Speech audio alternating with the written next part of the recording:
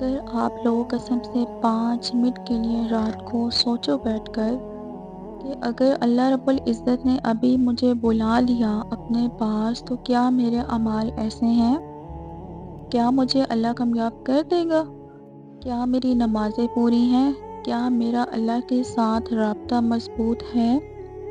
کیا میں نے قرآن کے حلال اور حرام کو جانا اور پھر مانا؟ کیا نبی صلی اللہ علیہ وآلہ وسلم کی محبت میرے دل میں ہے؟ کیا نبی صلی اللہ علیہ وآلہ وسلم کے طریقوں کے مطابق میری زندگی ہے؟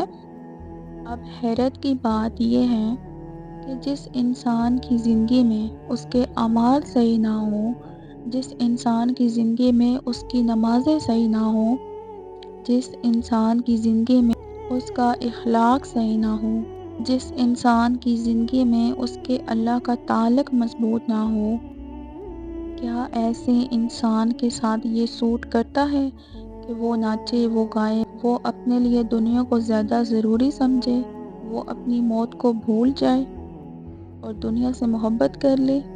ہمیں پہلے چاہیے کہ ہم اپنے اللہ کے ساتھ اپنا تعلق مضبوط کریں، لیکن ہم پیسے کی فکر پہلے کرتے ہیں، آخرت کی فکر بعد میں کرتے ہیں، لوگوں کی فکر پہلے کرتے ہیں، اللہ کی فکر بعد میں کرتے ہیں، دنیا کی فکر پہلے کرتے ہیں اور مرنے کے بعد والی زندگی کی فکر، میدان حشر کی فکر بعد میں کرتے ہیں۔ تو پھر تو اللہ نے بھی کہا ہے نا کہ تم جس چیز کی محنت کرو گے وہی چیز تمہیں ملے گی۔